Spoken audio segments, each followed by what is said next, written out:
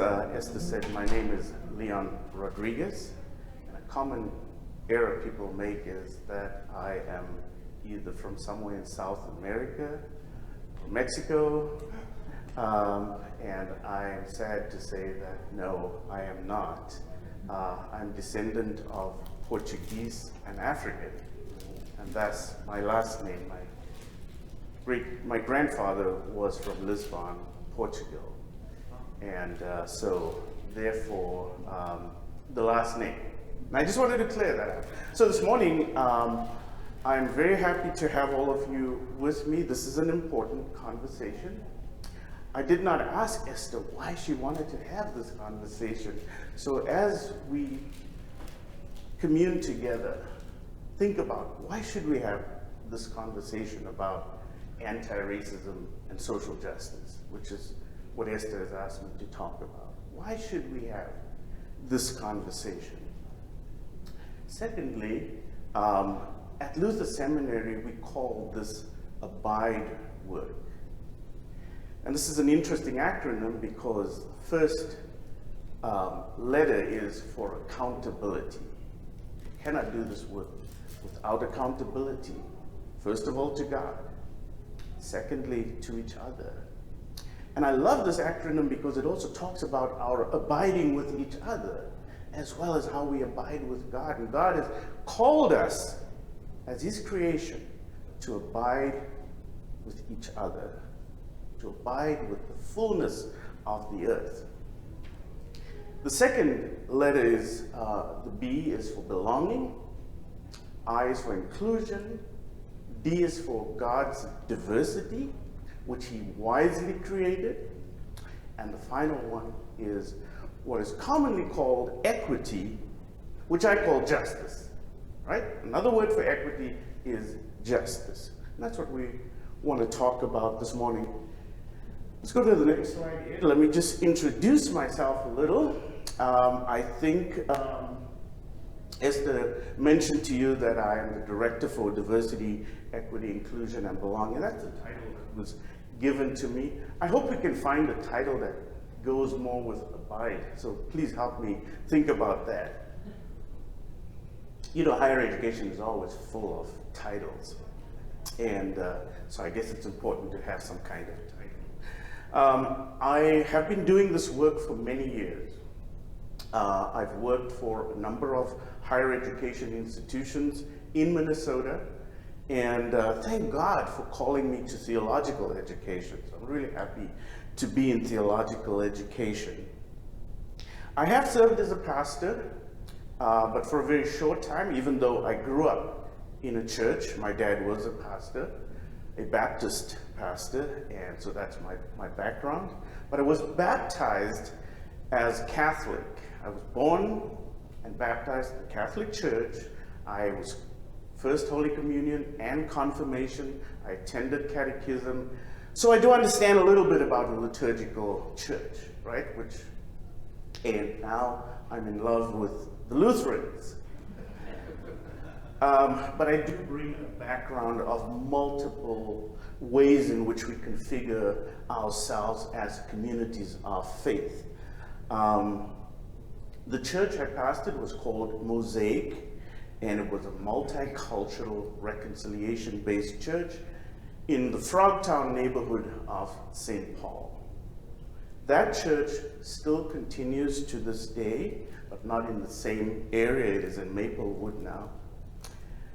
I served in Christian higher education, and I want to make that distinction because I also worked for the University of Minnesota, but most of my career has been either as an administrator or professor in Christian higher education, where we are concerned with faith development, spiritual development, and formation of us as human beings and how we see the world. So that's really important. I am married. My wife and I have 3 children, and they don't like me to call them children because they have children themselves. And in the picture you can see my 4 grandchildren, and the oldest girl is actually my sister's daughter, so she's my niece, but she's young enough sometimes to feel like I'm her grandfather. We moved to Minnesota, to this neighborhood, from South Africa. After the historic elections in South Africa, I came to the United States as a graduate student, and I was at Hamlin University, and this was my neighborhood.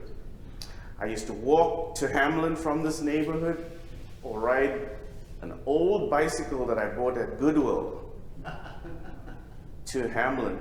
Almost got hit by a car, because in South Africa we drive on the left side of the road, and my orientation was to the left side of the road. So as I turned, I did not see a car approaching, and I felt so bad for the woman who hit me with the side of her car. But I didn't get hurt, nothing was damaged, but she was just upset. And I tried to console her. I want to tell you, I have not, prior to coming to the United States, not engaged in a personal, close relationship with any white person. I lived in a segregated society, legally segregated society. So you can imagine my fear and my unfamiliarity with white people, of which Minnesota has quite a few. And so the very first day I walked into the office where I was going to be a research assistant, and the director of the program, a 6'5", quite big white woman, walks out of the office to welcome me. And she goes like this. And I go like this. Because in South Africa, relationships between whites and blacks was suspect. We had laws that prevented us from having close relationships. Or you might have been suspected of trying to do something subversive. And so our relationships were not natural. They were not normal. I did get to meet and make good white friends, but we all knew we had to maintain a distance. And when Nelson Mandela was elected as our first black president, a white journalist friend of mine called me and invited me to his house to a victory party that he was having. I also, on a plane traveling, I was head of a therapy unit, and I used to travel across the country in South Africa. I sat next to a pediatrician, a white doctor, and we discovered that we both loved the same band, Pink Floyd. Now I'm aging myself.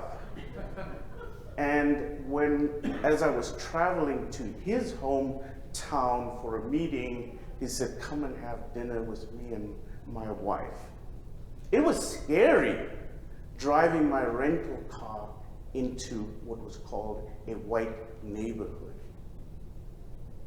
because people like me were not common in that neighborhood. It was interesting to sit at the back this morning. Many people knew I was a visitor and came up to welcome me. Right, man? I stood out. So I'm used to standing out. In my career, always having been in senior administration, I was always the only person of color at the table. And so I know what it is to stand out. So, why are we having this conversation? Let's go to the next slide, Ed. Oops, back two? Yes, it's automatically advanced every time. Okay, so it doesn't want to show us the picture. There it is. So, this is a picture taken in South Africa where people began to resist this segregation. Now, you have been living in this country with racism probably longer than we have been living with it, right? And as you live with this, you know there is a resentment, there is an unhappiness, there is a dissatisfaction with this system that continues to complicate the lives of those who do not get regarded as the top of the hierarchy. And with the same in South Africa. Even though in 1955, in the town where I was born, but way before I was born, there was something called the Congress of the People, and you can Google it. I was born in a town called Klip Town, and Klip is spelled K-L-I-P, which means rock. And a gathering of non-white people was held there in 1955, and they signed a charter which was called the Freedom Charter. The Freedom Charter is something like the Universal Declaration of Human Rights. The Freedom Charter can also be seen as something like a charter trying to accept that we are all created in God's image, that we all have value. And this message was preached as long as I have been around, but it commonly fell on deaf ears. It was also protected, this hierarchy was protected by a government system that entrenched these divisions by having an education department for whites and an education department for the different ethnic groups of non-whites. It had health departments for whites, and it had for all the others. Housing, banking, legal system that was slanted in favor of whites. Does that sound familiar? Does that sound like a blueprint that we took from this country to that country? I was visiting White Earth Reservation as I became faculty at the University of Minnesota. We had a partnership with the White Earth Reservation, and I sat in the audience while tribal leaders were telling us about the reservation. The partnership was around science and youth development. When you talk to Native Americans about science, there is a reaction that they have. And this is what Andy Favorite said as he spoke to us. He was the tribal historian. He said, "We are tired of being scratched and poked and prodded and cut open to see if we are human." And that message stuck with me. And I said, that's exactly what I experienced.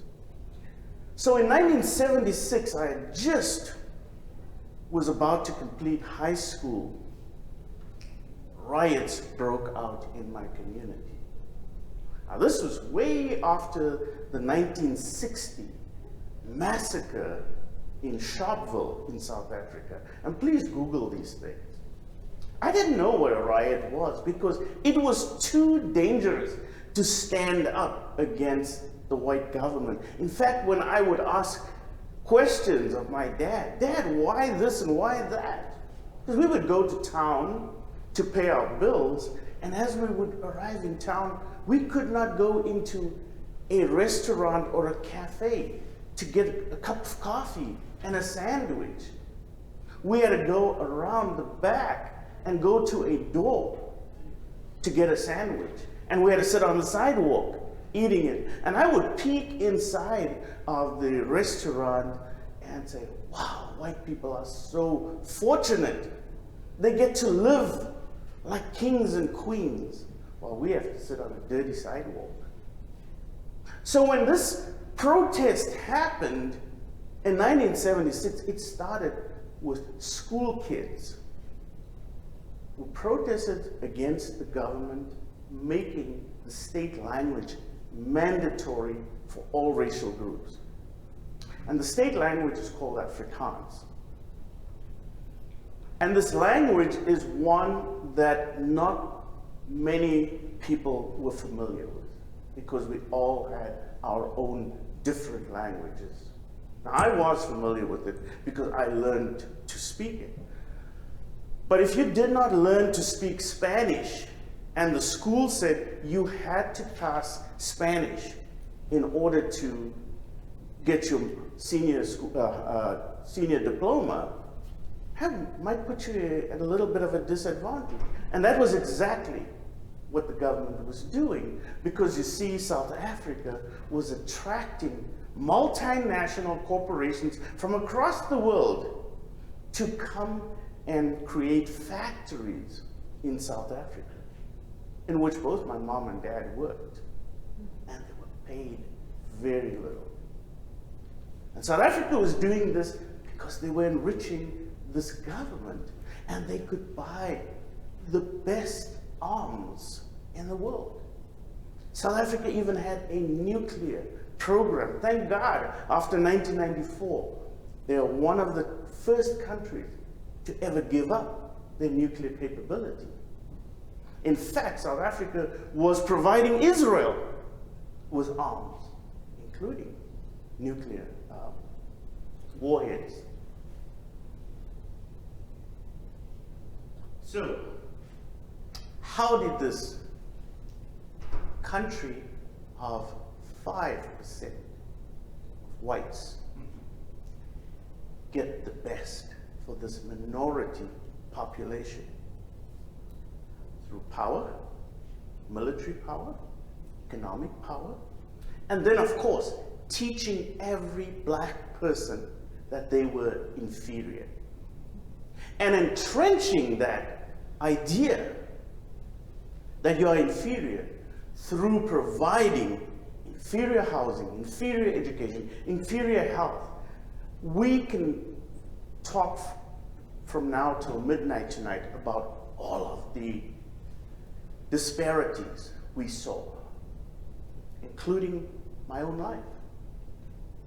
Being born and not being able to be born in a health facility where my mom would have had all the help she could, all the resources in order to preserve her life, preserve my life. Infant mortality was an extreme high. It was very likely that a child could die before their first birthday, because communities were so impoverished. I just recently looked at some of the statistics for the United States. African Americans still have the highest infant mortality rates. Their children can die before the age of 1 in this very advanced, sophisticated country. Shocking. So when we talk about anti-racism, when we talk about social justice, what are we talking about? We're talking about digging deeper, looking a little more closer, and taking the time to say, where is the injustice? Where does it live? Where does it present itself? And how does this cause us to be divided as God's kingdom? Now, it doesn't mean if you're a Christian, you're exempt from racial oppression, right? We know that the Christian church, the black church, was involved in leading the civil rights struggle in the south of this country. Yet, it did not exempt them from the dogs and the whips and the smoke bombs and the water cannons and being beaten up, arrested, killed, lynched, right? It did not exempt them, even though they knelt and prayed. Even though Dr. King stood for nonviolence, it did not change anything. In fact, home ownership for blacks today has not changed since 1968. There's been no improvement right up until today. So why is this important for us? Why is this conversation important for us? And I'm going to let you answer that to somebody right next to you. Turn to somebody next to you and just talk to them. Why is this conversation important? I'll give you 2 minutes. If there's the three of you, it's fine. You can all each chime in.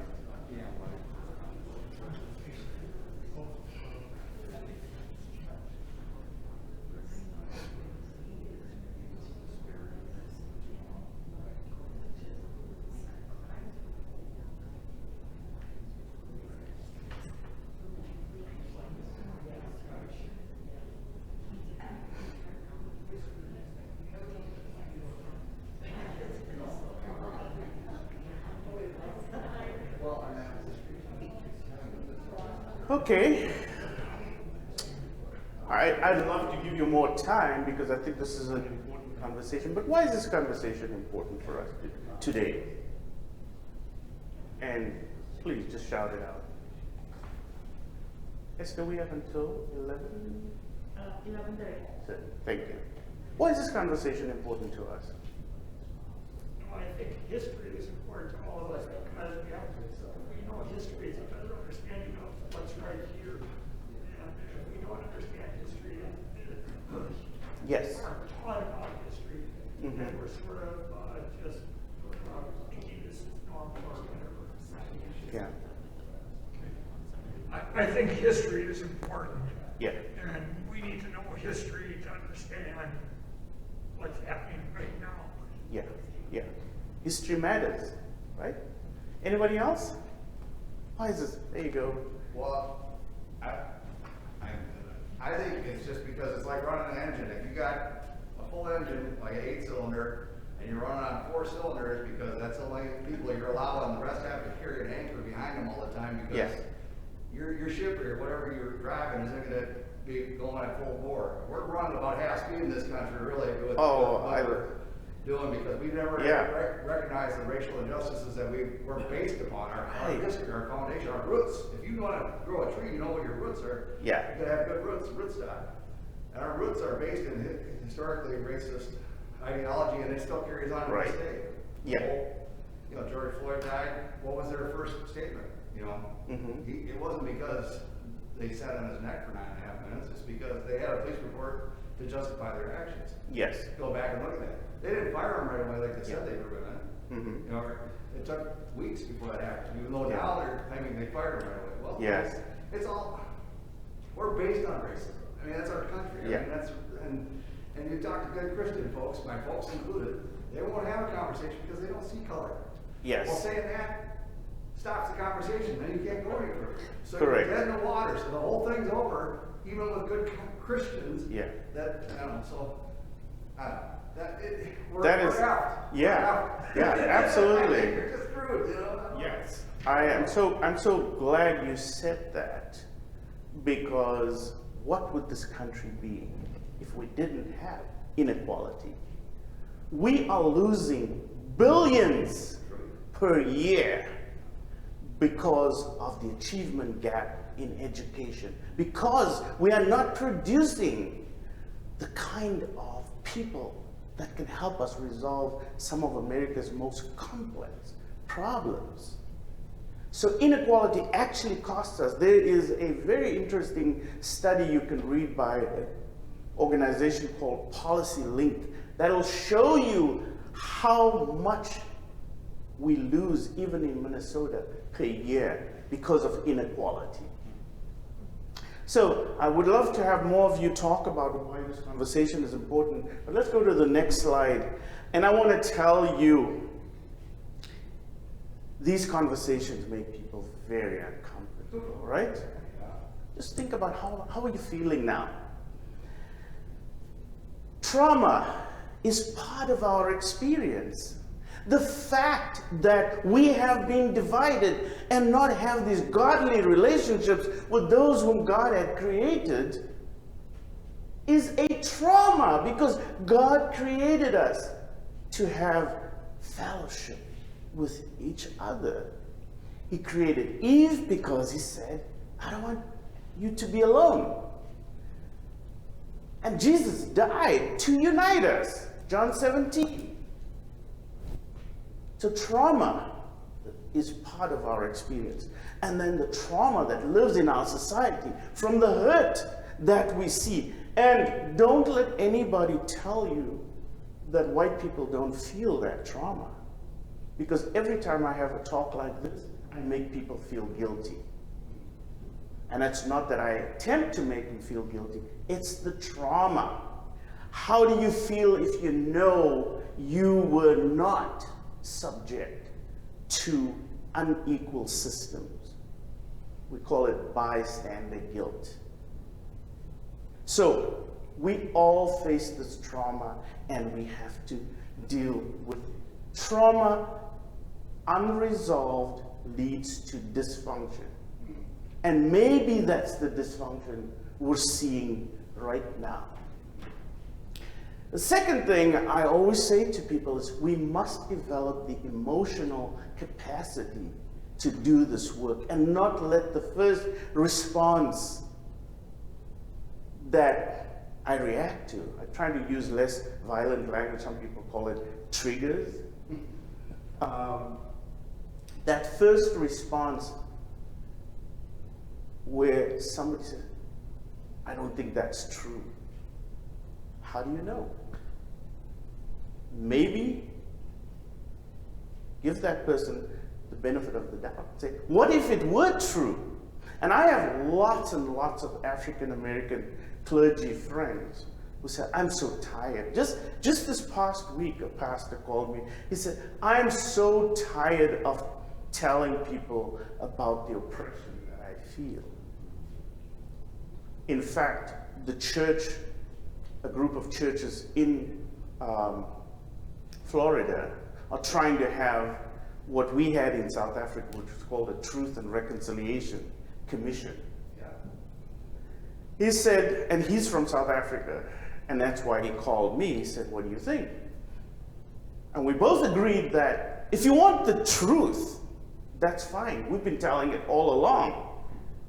But to reconcile, we must first have the assurances that there is a plan to eliminate all of the structural issues that affect people of color.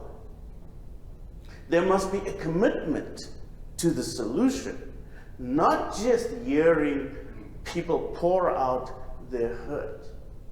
They've done it too long.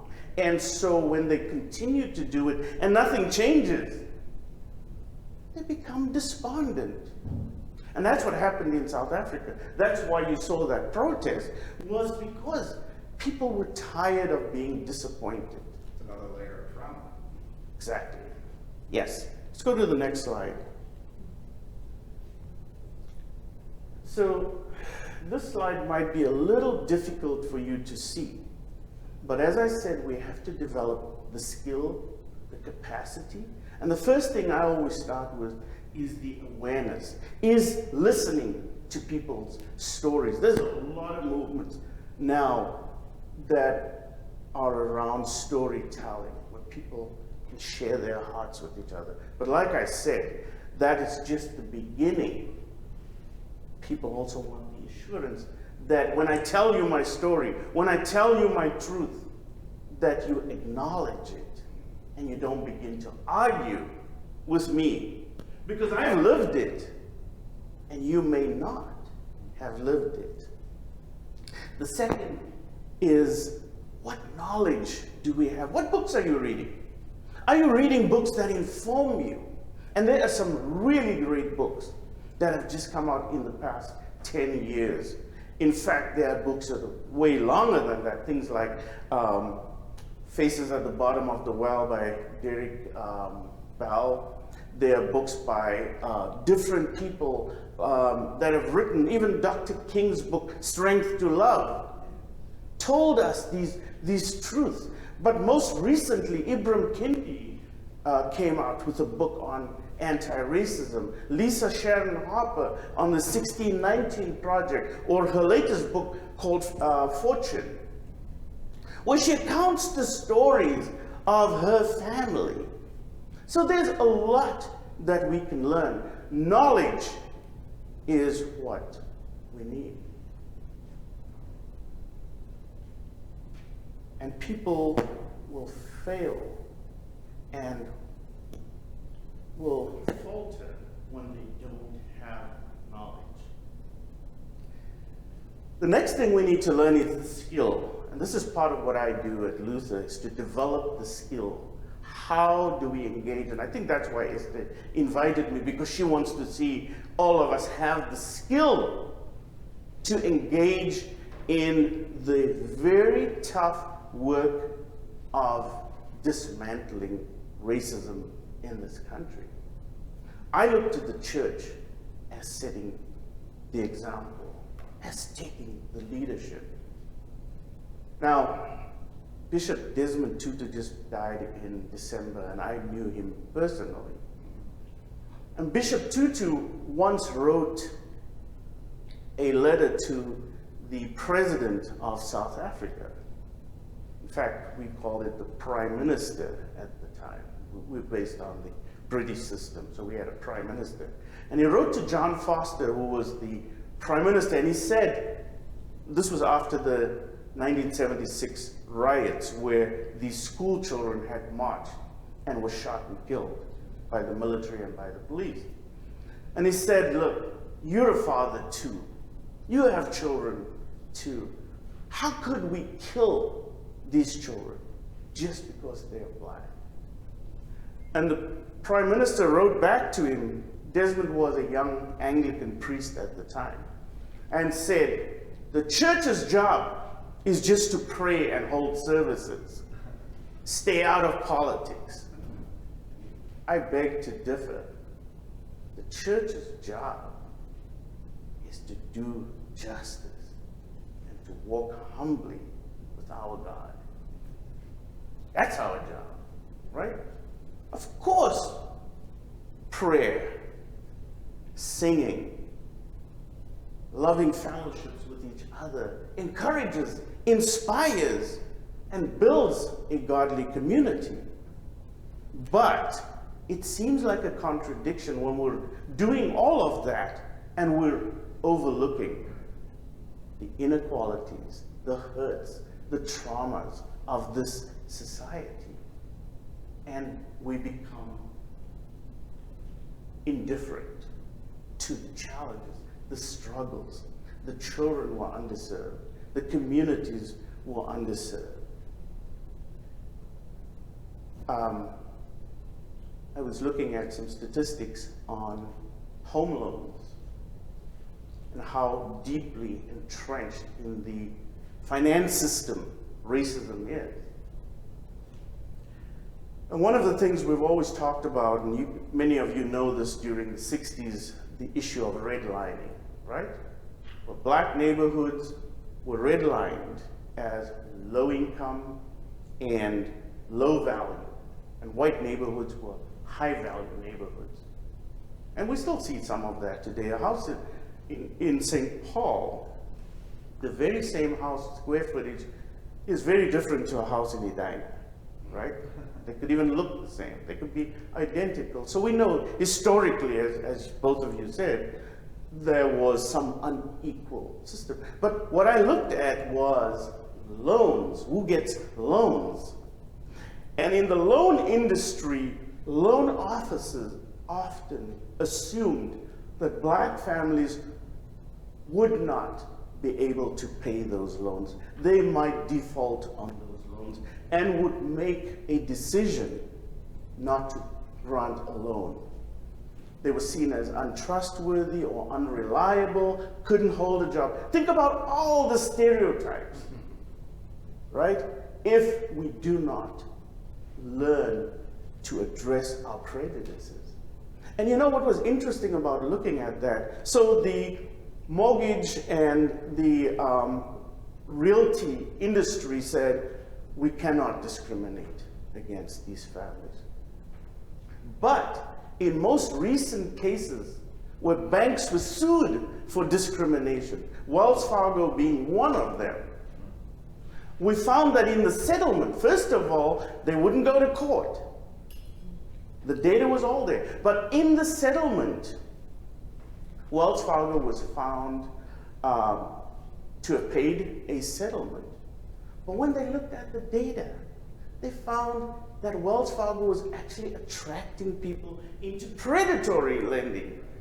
So, as a family with maybe a lower credit score, you were paying more for your loan. And the figure that was quoted was that a white family was paying $258 less than a black family, and $171 less than a Hispanic Latino family. The cost of racism on those communities, apart from the burden of racism, is extremely high. So we need to know these things. We need to develop the knowledge. We need to develop the capacity. And then one thing that I really want to emphasize today, and it is in my slide, but you might not be able to see it. It's rather small. Oh, thank you. Is to have the will to address these things. That's where we often fall short, is when we saw what had happened to George Floyd, thousands of people marched down the street. We were all abhorred by this atrocious act in our community. And we saw every day hundreds and thousands of people marching. And then it all just died down. And the same systems the wheels kept turning continuously. I would also say courage, Yes. because will Yes. can do a lot, but you gotta have the courage to do it too. Just this week, I had to speak up to a coworker Yes. who used the N-word at work. Yes. And I had to check him, and it took a lot of courage to do that in an audience that I was in. Yes. And, but that's the only way change can happen. So. Right. Absolutely. I fully agree. Courage is what we need. And God calls us as Christians to being bold and being courageous. Because we do not fear. We know who walks with us. Scripture also tells us that evil goes around like a roaring lion, ready to devour. But we are not afraid of that. We have the Holy Spirit. Two more things that I think can be helpful in this society, and something which I have given a lot of my time to, is cultural competence and emotional intelligence. They sort of go together. Emotional intelligence is how we understand each other, the relationships we have with each other, knowing when somebody is hurt, knowing when somebody is traumatized, knowing what people need. Now, this is where cultural competence comes in. Is my wife cooked a lovely dinner. She invited this friend of mine from my graduate class to come to have dinner with us, and she cooked the loveliest South African dinner. And as just before my friend arrived, my wife, things were just smelling so good. And she was very proud of the dinner that she had cooked. Now, a common South African dinner that South Africans cook when they want to be really hospitable is something like a beef roast and roast potatoes and peas and squash or pumpkin. And as I tell you that, I can just get that smell. And my friend showed up, and as all these lovely dishes were put on the table, my friend said she was vegetarian. my wife was crushed. She was embarrassed. Would you repeat that? As my friend came, she said she was vegetarian. Oh, yeah. So we could have called ahead and asked her what she would like to eat. We could have been a little more culturally competent. So when I talk about cultural competence, it's not what works for me. It's what works for you, right? James Banks, one of the prolific writers in the field of multicultural education, talks about the assumption of normative equivalence. Because I like it means you like it too. That's not how the advertising people work, right? Advertising people know what turns us on, what makes us excited. They try to figure it out. We need to try to figure it out. I said the biggest problem this country has is two things. One is racism, which is historical, right, but affects us still today. And the second is cultural competence, is being able to understand each other. That as Esther walks into this church as an Indonesian, that she feels a sense of belonging. Not because we're polite. Polite's the first layer, perhaps, because it says we have no harmful intent. But then she wants to feel a sense of belonging by feeling that she belongs here. She can be part of you. She can bring her difference into this congregation. And so we say differences matter. So let me go to the next slide and tell you why I say that. So one of the things I do is an assessment called the IDI, which is the Intercultural Development Inventory. It's an assessment of one's cultural competence on a continuum. What we have found is that 68% of people, particularly Christians, are assessed at what we call minimization. So what is minimization? Minimization says we do not really recognize differences, and I think something you said, colorblind. Yeah. Color matters. If a black person walks into the church, we are going to know that's a black person, right? Color matters. You cannot say color doesn't matter to me. I love everybody. That's minimization. If you say color doesn't matter, that means you are overlooking the experience, the daily realities of that person with the black skin.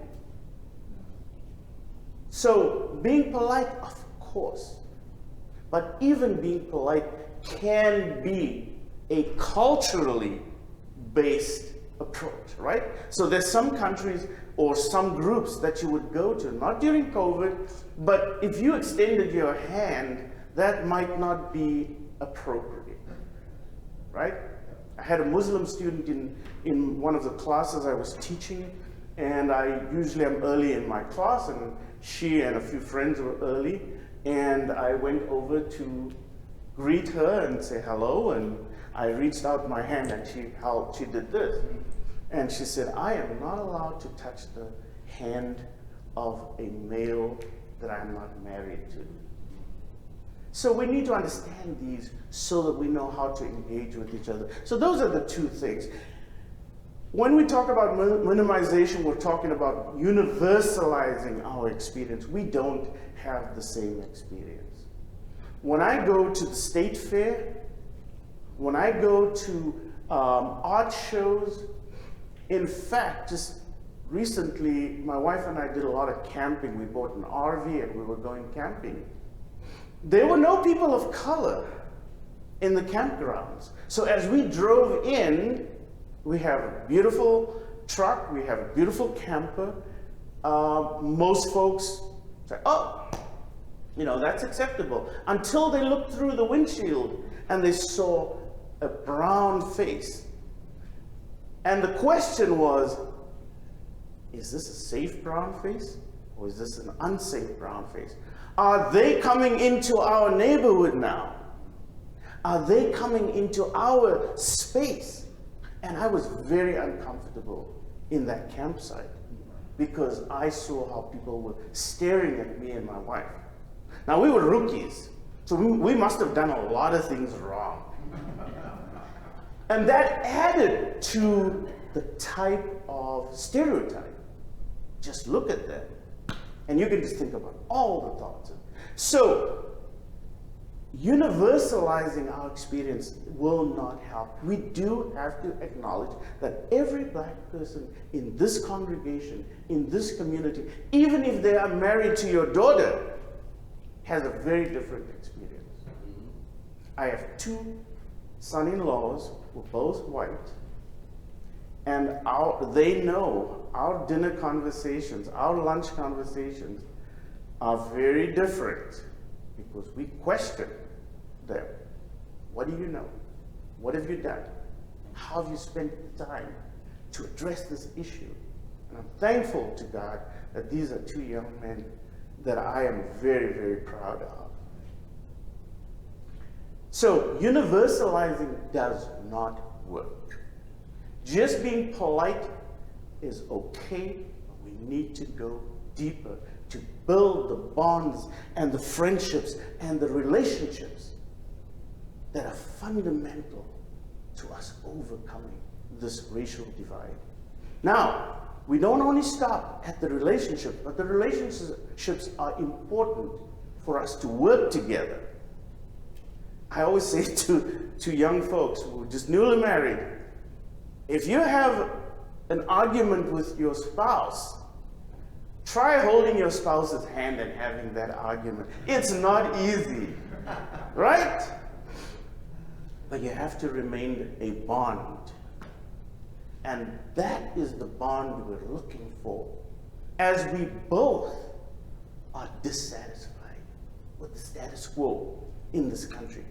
But that should not drive us apart. You know, when George Floyd was killed, when we've had other incidents, racial incidents, that are very explicit racial incidents, right? We see them in the media and all over. There's a lot of division that happens, right?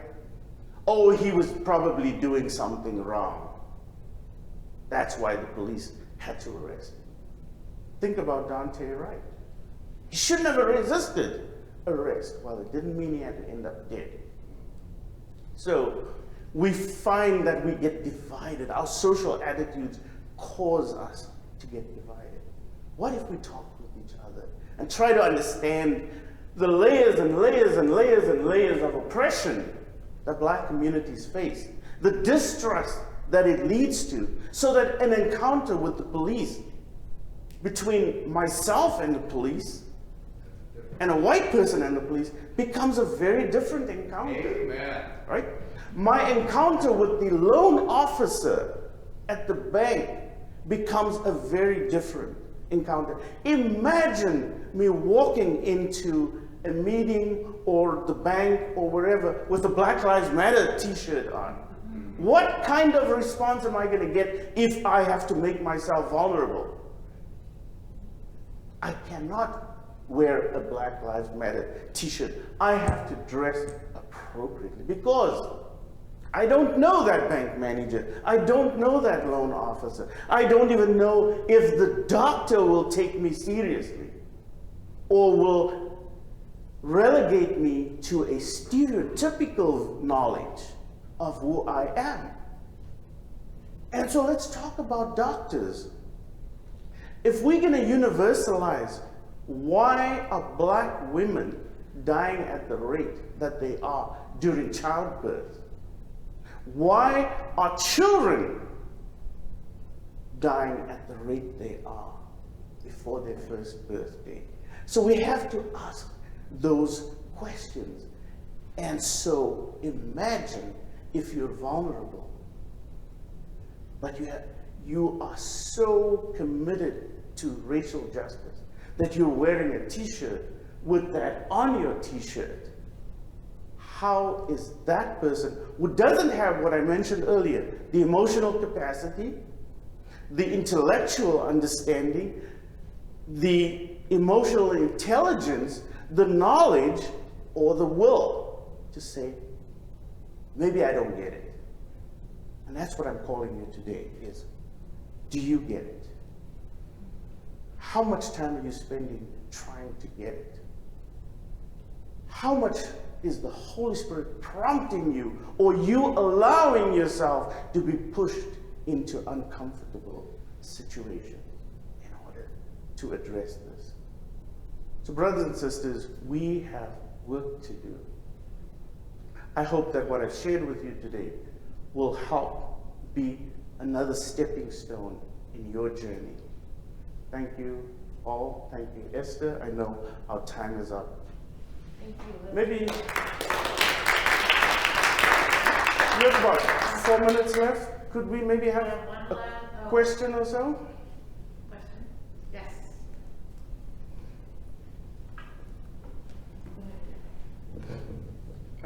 Recently, shortly after Benjamin Tutu's death, I heard a recording.